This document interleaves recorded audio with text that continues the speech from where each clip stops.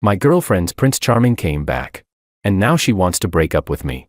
Afraid that I'll cling to her endlessly. She even had her best girlfriends team up to hook me. Saying, he's a lecherous guy.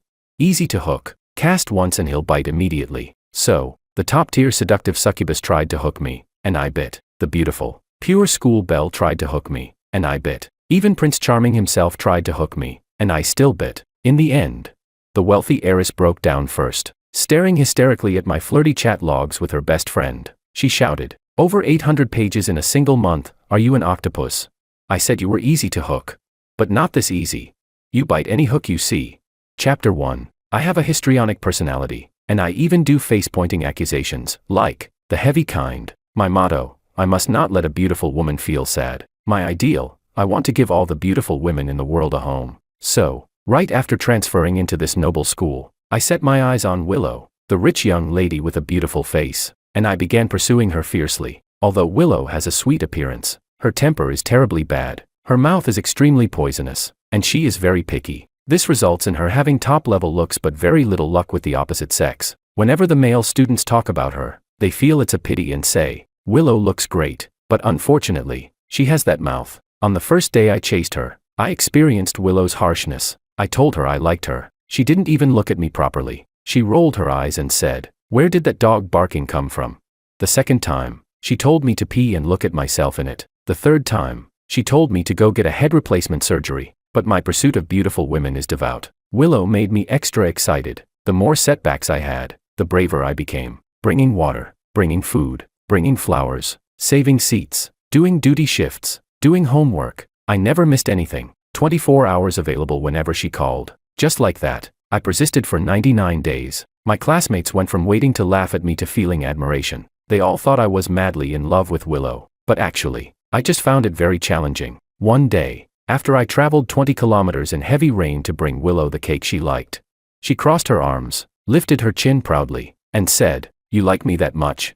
Then I'll reluctantly give you a chance." After we got together, Willow was very hard to serve. If the water was hot, she wouldn't drink it. If it was cold, she wouldn't drink it. If it was warm, she still wouldn't drink it. She wanted roasted chestnuts only when they were the hottest. Her sandwiches had to be cut symmetrically, and she remained sharp-tongued. When I praised her beauty, she said I looked even uglier again. When I praised her outfit, she said I dressed like a beggar. When I praised her intelligence, she said, "It's not like you, with your pig brain." Others asked me how I could tolerate her, but I only smiled without speaking. Willow's mouth was truly poisonous, but also truly sweet. They only saw me being belittled and mocked by Willow. What they didn't know was that I was eating very well. They didn't know that on the rooftop, in empty classrooms, backstage at the auditorium, Willow, with a flushed face, would lift her skirt slightly, revealing her long legs.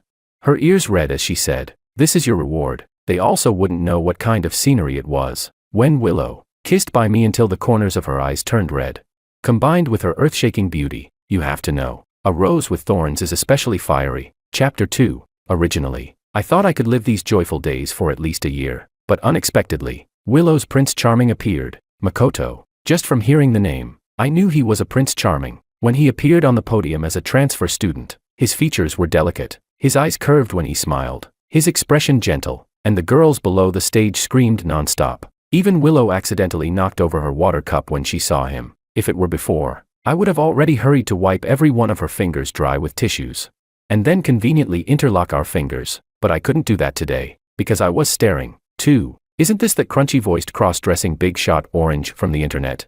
There's always only one line in his video bullet comments, "Bro, you forgot again." Willow raised her hand voluntarily to say she wanted Makoto to sit with her. You have to know, no one was ever allowed to sit beside her, not even me. I could only sit in the row behind her. Seeing her like this, my heart skipped a beat. It's over. I haven't eaten enough yet, and it's already ending. How could that be? I spent so much effort. Just the thought of not being able to eat someone that beautiful anymore made me feel unbearably anxious. Just when I was grieving silently in my heart, Makoto walked over to me. He nodded politely and asked, "Classmate, is someone sitting next to you?"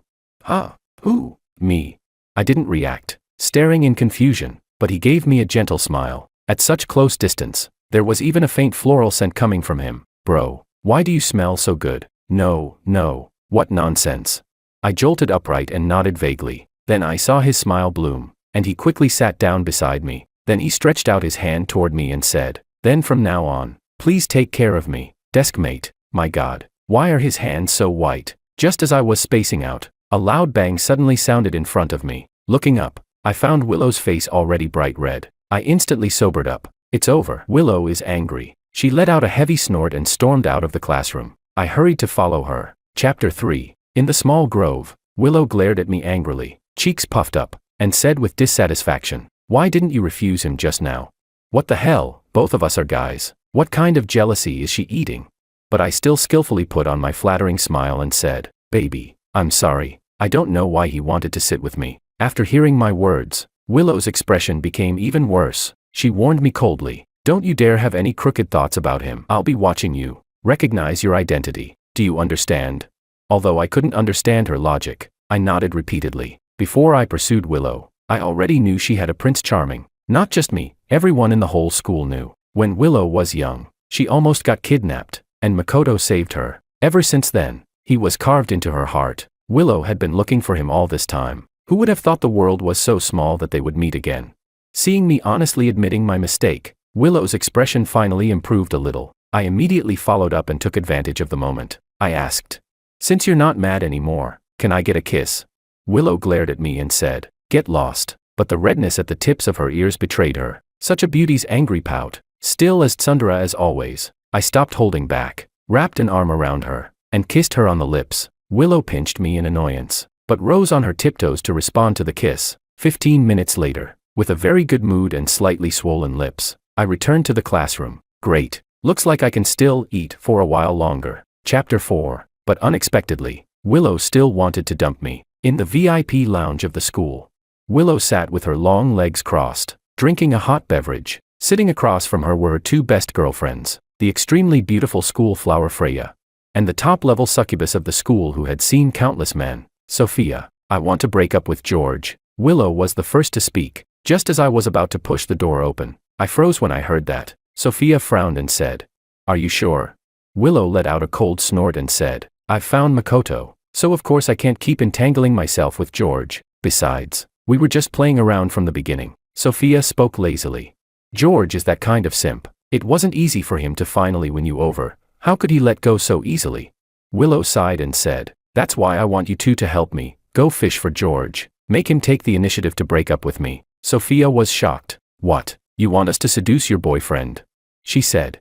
"I don't want to. I look down on that kind of simp." Sophia's expression was full of disgust. Willow asked, "Then what about you, Freya?" Freya tucked a strand of hair behind her ear and said, "No interest." Willow let out a light laugh and said, "When it's done, that limited edition LV bag of mine will be yours. As for you, Freya, although I deleted hundreds of photos from my album, your ugly photos from middle school, I didn't delete a single one. After all, we're sisters. Keeping those ugly photos for you is my lifelong duty. You wouldn't want your crush to see them." After saying that, Willow looked completely confident. "Sure enough," Sophia said in delight. "Willow, you really know how to control people." "I agree. Forget George. If it were a dog, I could make it fall in love with me." Freya tightened the pen in her hand nervously. She said anxiously, "No, you're not allowed to show those to anyone." Willow smiled knowingly. She spoke casually, "Don't worry. He's lustful, easy to hook. One hook and he'll bite." Outside the door, upon hearing this, I clenched my fists, my arms trembling. There's actually such a good thing. I walked to a place with no people before daring to laugh out loud, although Willow was the best among the best.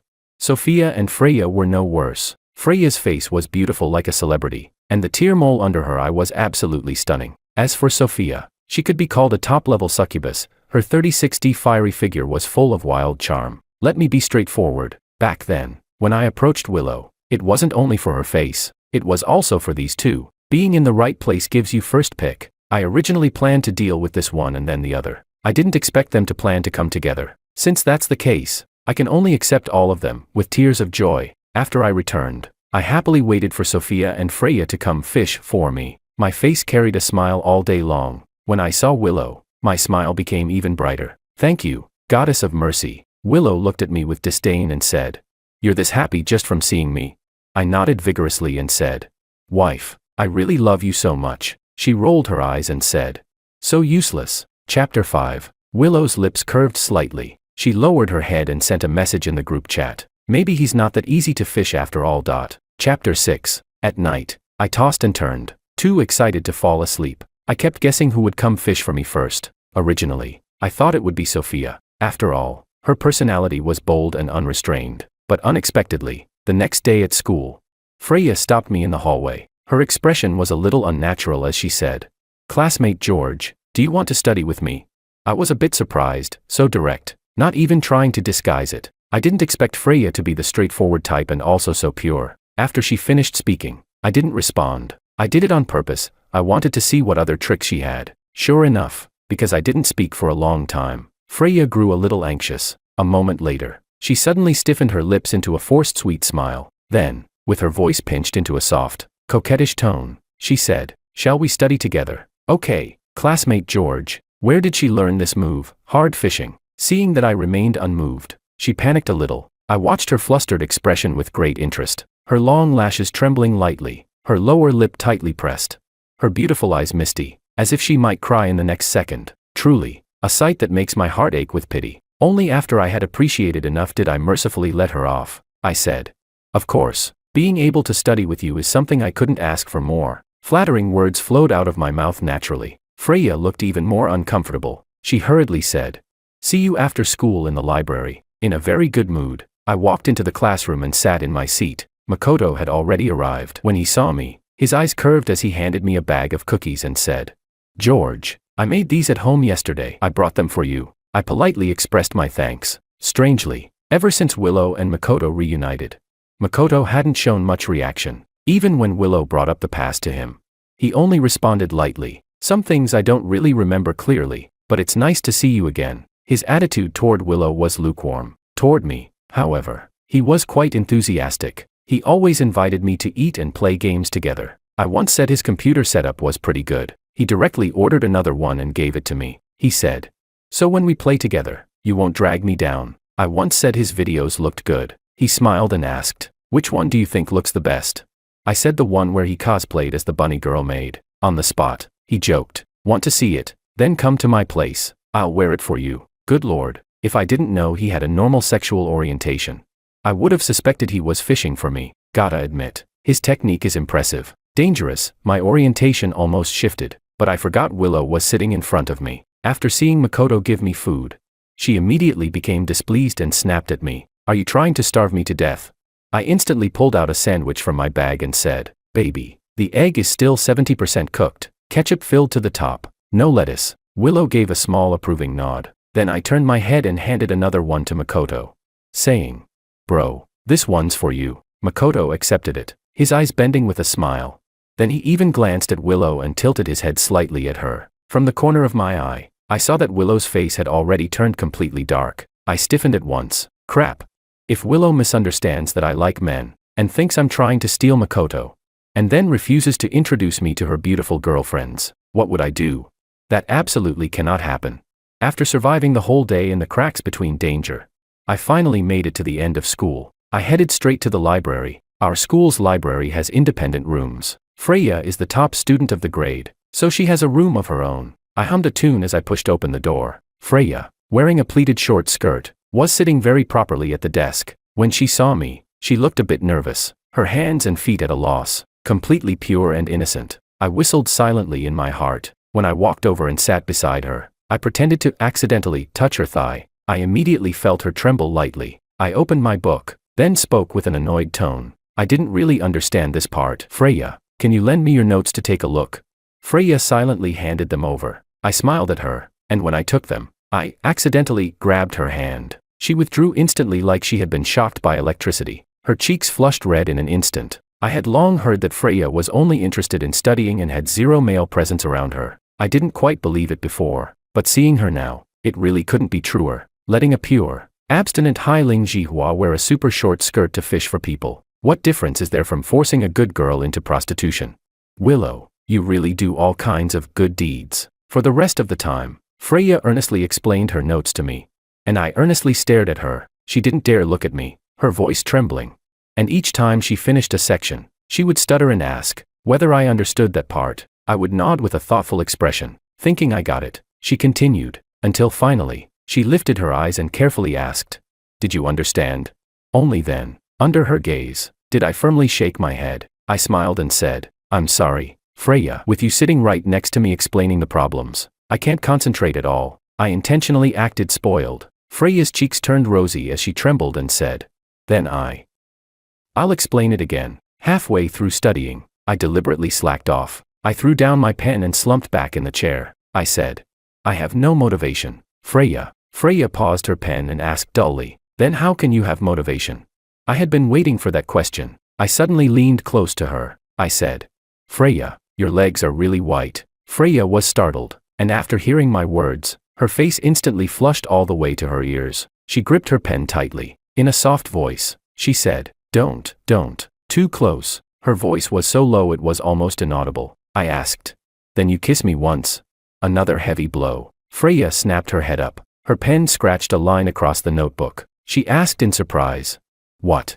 I shrugged and said, you asked how I could have motivation. Right, if you kiss me once, I'll have motivation. I raised an eyebrow at her. After hearing my words, Freya's eyelashes trembled non-stop, her eyes dodging, her lips moved, but she couldn't say a single word. Her whole face was completely red. Suddenly, she closed her eyes as if making some huge decision. She said, okay, then, eyes closed. She leaned toward me. However, just as our lips were about to touch, I pushed her away forcefully. I said righteously, no, I was just joking, and you really kissed me. You know I have a girlfriend. Are you trying to be the mistress? Freya froze on the spot, completely at a loss, but I smiled and said, forget it. Just don't tell Willow about this. Let's make it our little secret. Only then did she react. She stood up, not daring to look at me at all. She stammered, it's getting late. Early, I'll go first. After saying that, she ran away so fast she even forgot to pack her books. Watching her panicked silhouette, I whistled in my heart again. Lowering my head, I added a note to her contact on WeChat. Very white, blushes after one kiss. Before bed, I even sent her a few ambiguous stickers. I made sure she wouldn't sleep tonight. Chapter 7. After that day, maybe because I teased her too hard, Freya didn't dare contact me for several days. But I wasn't in a hurry, because something even more fun appeared. Sophia, wearing a black bodysuit, her long legs crossed, the obsidian earring on her left ear shining dazzlingly under the sunlight, was waiting for me at the school gate. She said Willow asked me to send her home. I looked her up and down thoroughly, and finally sighed in my heart. Black bodysuits truly deserve to be called the hottest clothes on a woman. Sophia brushed her long hair to one side, showing me a charming smile. She said, then I'll trouble you. After speaking, she didn't wait for my reply and directly hopped onto the back seat, immediately wrapping her arms around my waist. All the way, I pretended to resist and tried to keep my distance, even attempting several times to push her arms away, but she ignored everything and held me tighter. Even pressing her face against my back, I could feel just how full her figure was. So, where she couldn't see, my smile curved wildly. When we arrived, her legs went weak and she fell into my arms. I quickly pushed her away and said seriously, Sophia, please respect yourself. But actually, when I pushed her away, I secretly groped her waist twice. The texture was excellent. I liked it very much. If dealing with Freya required bold initiative, then dealing with Sophia required pretending to be a deep, sincere, honest man. After all, a love expert who had seen countless men fears true feelings the most, and desires them the most. Sure enough, she frowned slightly, then adjusted her tone and said pitifully, I'm sorry, I didn't mean to. I sighed and said, the speed wasn't fast. Why were you so scared? Her eyes reddened, tears on the verge of falling, and she hiccuped softly as she said, it's all my fault. I'm just too useless. As the saying goes, a woman's single tear can act its way into breaking your heart. I wiped her tears while apologizing to her. Seeing me flustered, she finally put away her tears and smiled at me. She said, actually, I brought you dinner too. Saying that, she took out a lunchbox from her bag and handed it to me. Her gaze lingered softly on me as she said, I don't know if it suits your taste.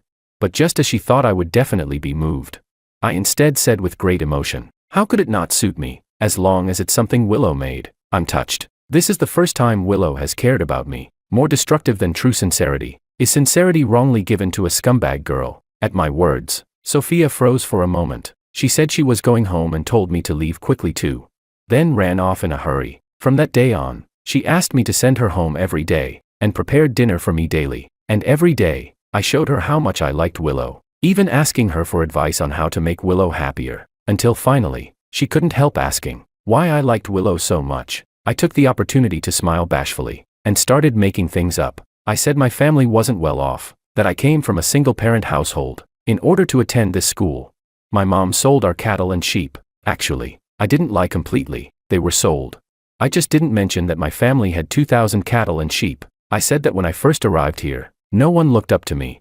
They all disliked me for being a rural person. One day I was very hungry but had no living expenses left. It was Willow who gave me her meal, so I didn't starve. When I said this, my expression was endlessly sincere, but Sophia's expression grew solemn, because she knew the real reason Willow gave me that meal was to humiliate me. Willow thought the food tasted awful, after taking a bite and saying even feeding a dog would be better.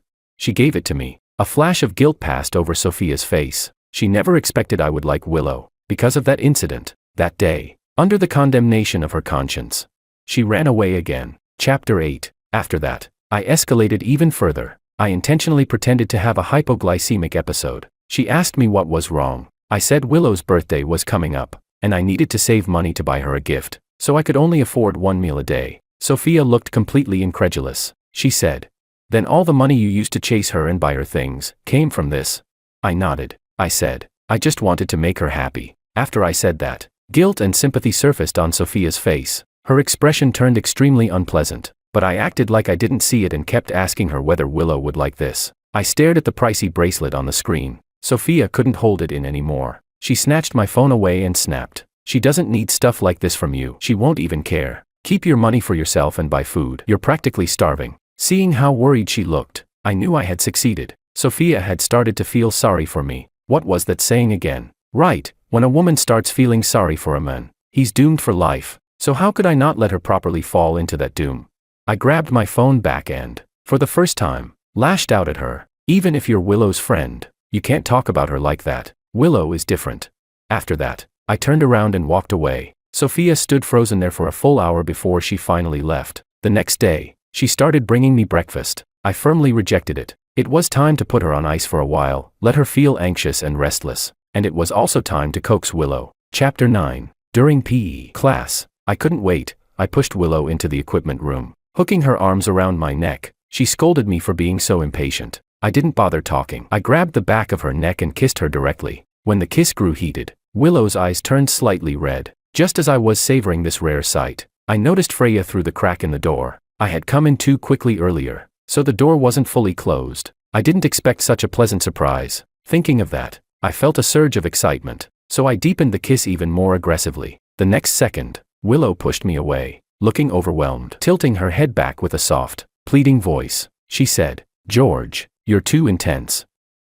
I can't breathe." I knew that right now. With her teary eyes and flushed cheeks, Willow looked irresistibly enticing. Not only was it driving me crazy, this was also the kind of sight that could completely shake a pure, innocent girl, especially since people have associative memories. Freya, at this moment, would definitely be reminded of that accidental kiss from before. Memory comes with touch and scent, so of course, I had to help her relive it a little. Seeing Willow beg, my gaze darkened. I pulled her back into my arms and cupped her face, kissing her urgently again. I laughed and said, "Silly girl, after kissing so many times, you still don't know how to breathe. I'll teach you." Willow's little gasp was swallowed by the overwhelming kiss. At the same time, I intentionally looked toward the door. The moment I lifted my eyes, Freya panicked and ran away. I laughed inwardly, and then continued taking over the territory without restraint. After leaving the nurse's office, I sent Freya a message. I told her to meet me in the library after school. I had something to say. I knew her heart must be in complete chaos right now, which made it the perfect time to conquer her.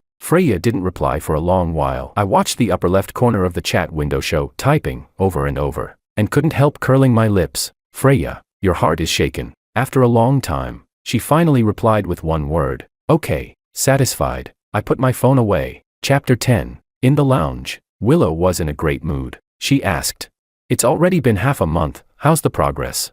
Freya glanced at Willow's slightly swollen, glossy lips and slowly lowered her head. She unconsciously tightened her grip on her sleeves. Her mind was filled with the scene from moments ago. George holding Willow by the back of her neck and kissing her forcefully, while Willow's eyes turned red at the corners, softly acting spoiled toward him. A sudden itch bloomed in Freya's heart. She couldn't control herself from recalling that kiss from before. Even though it had been brief, she really wanted to try it again, just once. When she realized what she was thinking, she shook her head violently. Willow looked at her in confusion. Freya forced herself to sound calm as she said, I've made no progress. Ask her instead. Sophia had been sitting there all afternoon with a dark expression, silent. Hearing Freya's words, she let out a heavy, annoyed snort. She didn't know why, but seeing Willow irritated her. Her mind replayed the affectionate look George had whenever he mentioned Willow. The more she thought about it, the angrier she got. She spoke with a bitter, sarcastic tone. He's practically obsessed with you. How are we supposed to get a chance? Hearing that, the corners of Willow's lips lifted slightly. She blinked and said, It's not like I want this. I guess my charm is just too much. You two can try harder. My birthday is next month, and I want to confess to Makoto before that. You need to get George handled. If everything works out, I'll treat you both to a big feast. Okay. Upon hearing that, Sophia was the first to stand up abruptly. She bit her lower lip and said, Got it. Then she slammed the door and left. Willow blinked, surprised. She asked, confused, What's she mad about? Freya stood up without saying a word. She turned and left as well, leaving Willow completely baffled. She thought, do they really hate George that much? Sure, George was a total simp for her, but it wasn't that annoying, right? Forget it, maybe she had wronged them. It was George's fault for liking her too much. Since that was the case, she might as well be generous and help them out. Thinking of that, she sent George a message. My parents won't be home this weekend. Come to my place. Chapter 11. Seeing Willow's message, I replied with, okay. Then I pushed open the door to the study room in the library. Freya sat properly at the desk, still wearing her white short-sleeve shirt and pleated skirt, but her eyes were different. From the moment I walked in, her gaze clung to me like a shadow. When I reached her, her body began trembling slightly. I smiled and said, Didn't expect you to actually come. Great, I'm saved. The next second, I took out a set of math practice tests and said, Don't just sit there stunned. Isn't there a quiz coming up? Let's hurry and study. Standing in front of her, I lowered my head to look at her, the exact same angle as when I kissed Willow in the equipment room. Freya pressed her lips together, her voice tightening. You asked me to come, just to study. I nodded. A flash of disappointment crossed her eyes, like something inside her had suddenly dropped. She let out a very soft sigh but still obediently lowered her head and started working on the problems. Meanwhile, I occasionally leaned close to her. When passing her the papers, I deliberately brushed her hand. At first, she recoiled like she had been shocked, but later, she lightly brushed back. I pretended not to notice until she, clearly unsettled, asked me how to solve a question. I stood up and braced one hand against the desk, half caging her within my arms as I explained. While talking, I kept inching closer. When I was close enough to smell her hair, my voice suddenly stopped. Word by word, I asked, Today, in the nurse's office, you saw everything, didn't you? She froze, her pupils tightening. What are you talking about? I said bluntly, You really like peeking, don't you? Her expression fell apart in panic. She began pleading, I didn't mean to. Please don't tell Willow. Okay. Hearing that, I nodded and said, Just like last time, another secret between us. You're such a great best friend to Willow. Then I added, But tell me, why should I keep a secret for a toxic bestie like you? She lifted her head, staring straight at me. In a low voice, she asked, Then what will it take for you to keep the secret?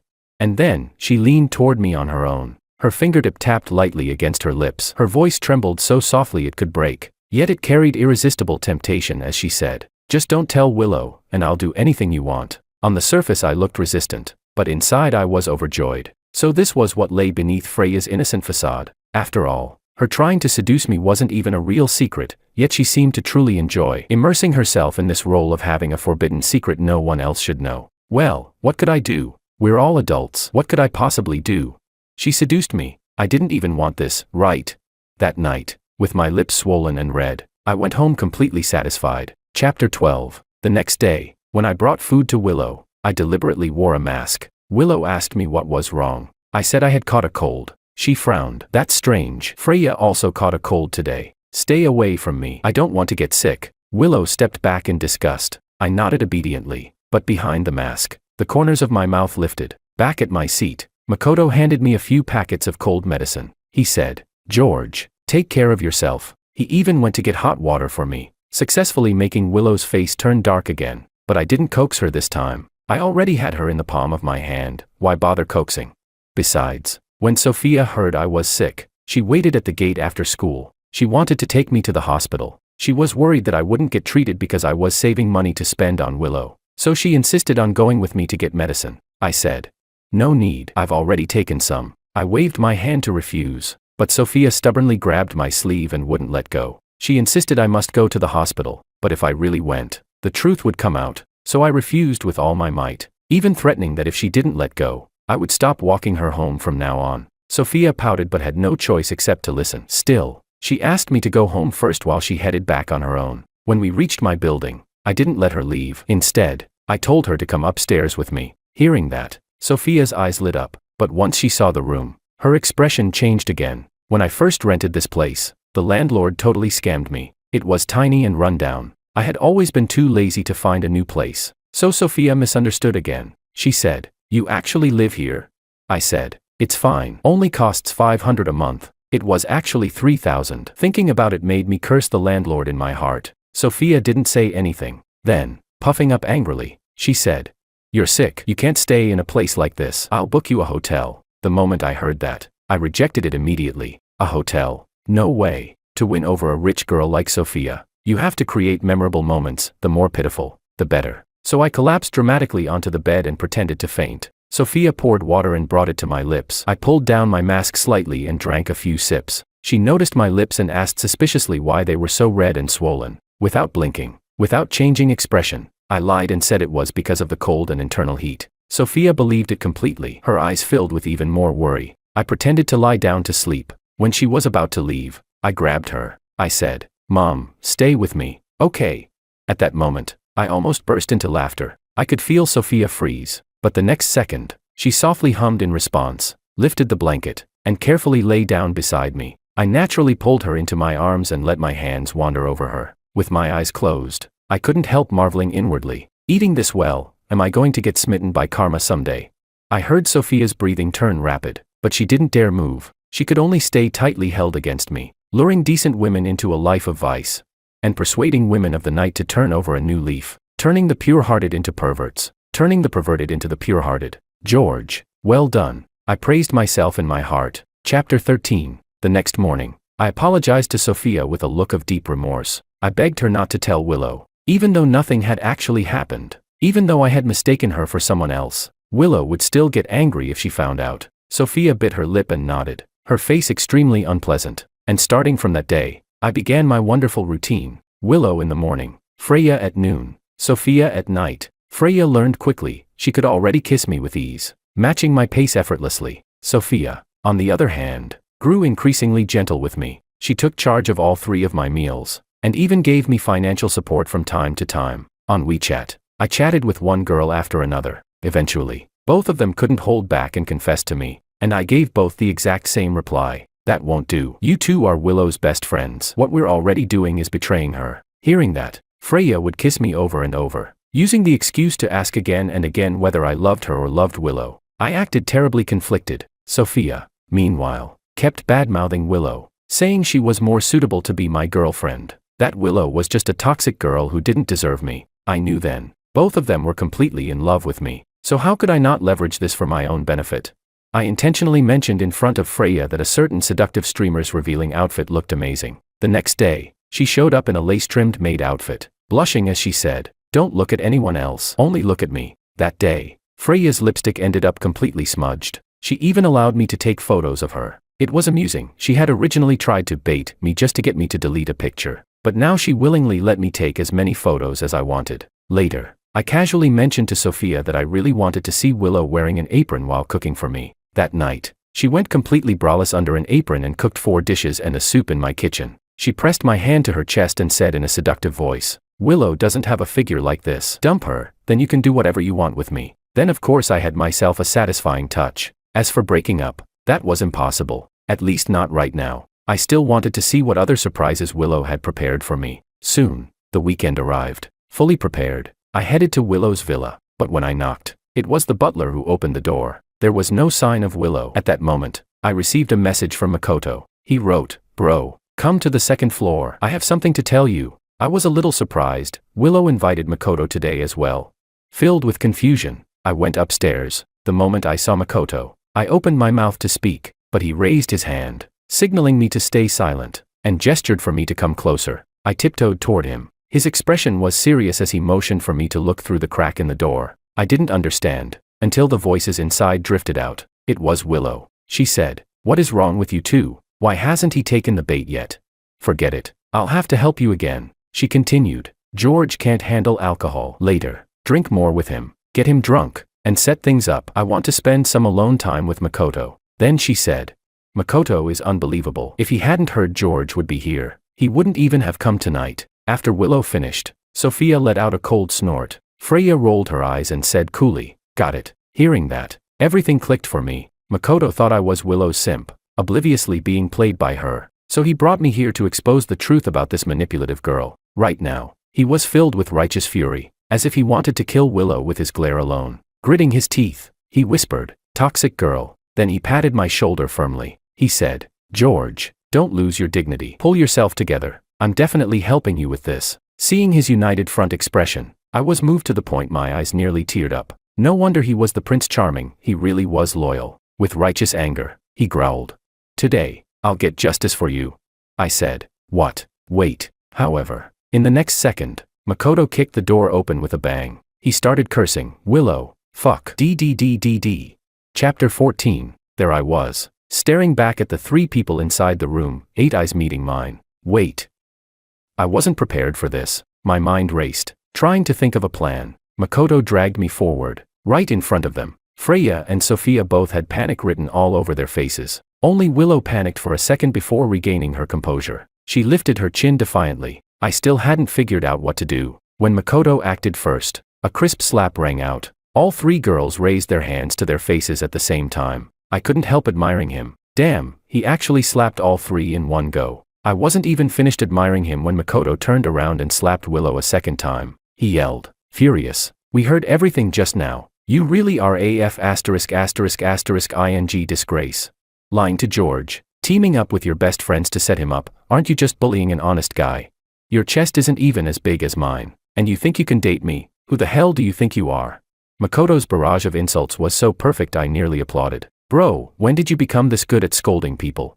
Willow stared at him in disbelief. Covering her face, she stammered, You changed. You weren't like this before. You always helped me, saved me, protected me. Makoto looked at her with utter disgust. Save you? That was because my values weren't twisted yet. Even if it were a stray dog, I'd still try to help it. But a toxic girl like you, the kind no one wants, why would I ever want you? Then he turned to me and said, George, I'm always on your side. Finally, my cue. I pinched my thigh hard, and instantly my eyes reddened, tears falling. My hands trembled as I pointed at them one by one. Through clenched teeth, I said, You, all of you. Freya and Sophia wore faces full of guilt and grievance. George, listen to me, let me explain. George, it's not what you think.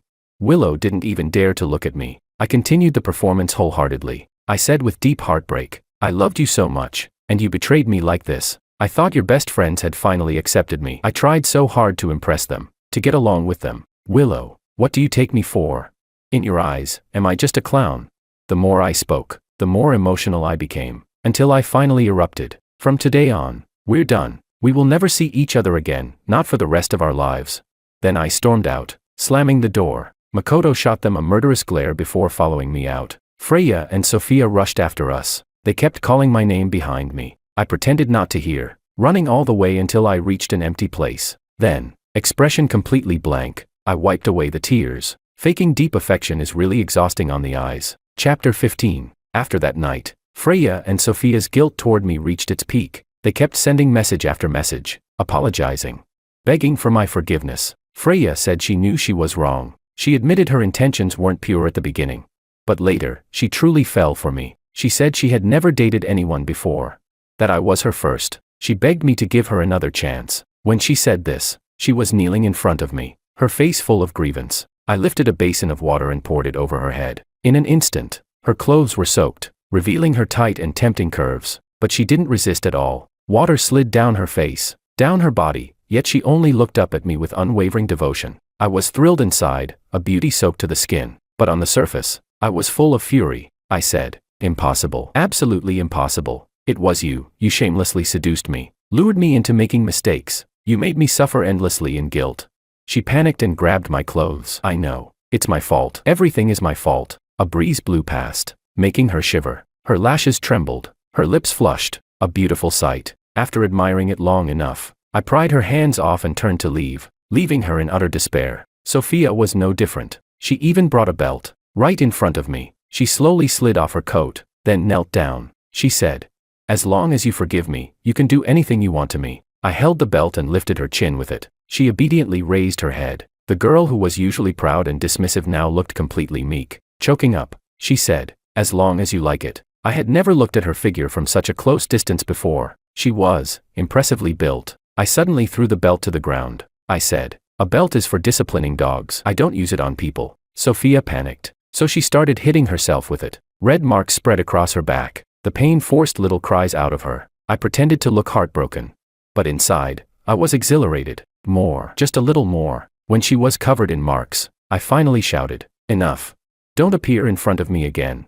And with that, I left without looking back. As for Willow, she didn't come to apologize, but she constantly had people checking on my condition. Every time, I acted like I couldn't eat or sleep, devastated by heartbreak. I even looked at her photos with a face full of longing. If I didn't drag her guilt to the absolute limit, how was I supposed to deal with her?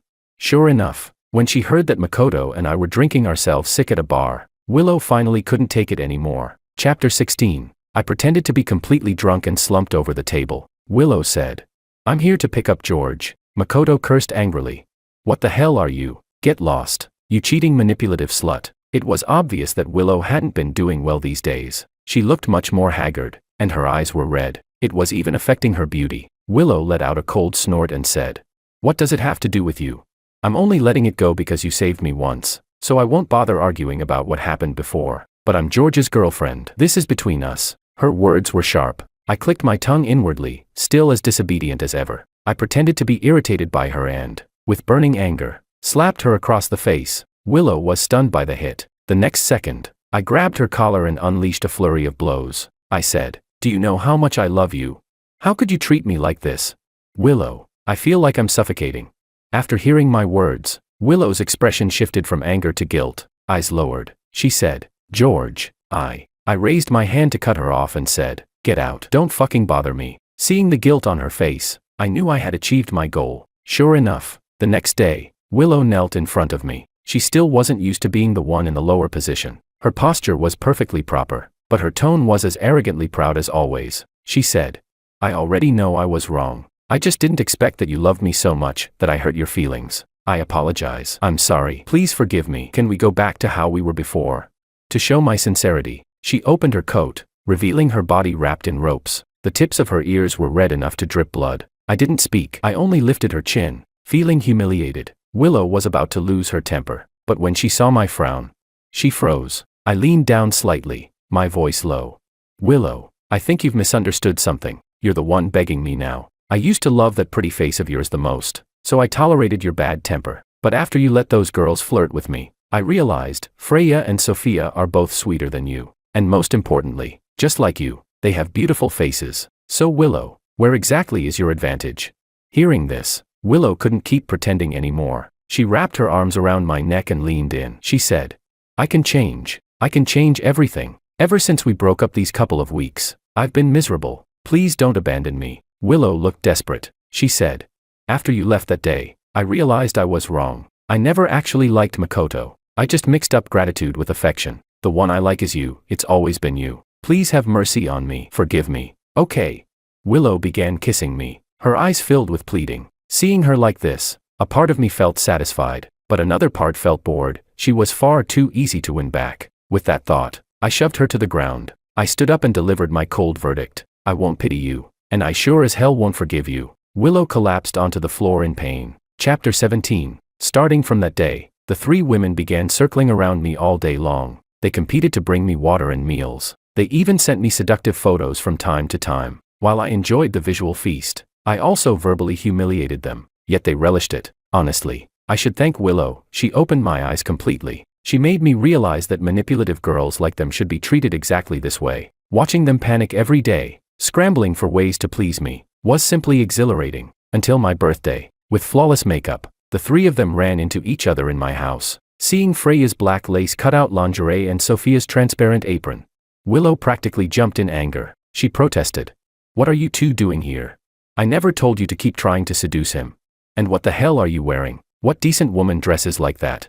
Then she suddenly processed what was happening. She frowned and said, You two are trying to steal my boyfriend. Sophia rolled her eyes and said, Steal? You're the one who told us to bait him in the first place. You're really terrible at this, yet you love playing the game. Freya let out a small derisive hum and said, If you hadn't exposed yourself, George would have fallen for me already. Her gaze toward Willow was icy. Willow was shaking with anger as she said, You're my best friends, and you still stab me in the back like this. Get away from him. Stop seducing George. Freya said, You shut up first. George clearly likes me the most. Sophia looked at me with soft, watery eyes and said, Has he ever opened up his heart to you, told you about his family? Did he ever call you mommy? Only I truly stepped into his lonely heart. Freya snapped back. Lies. He told me I'm gentler than both of you. He should like me the most.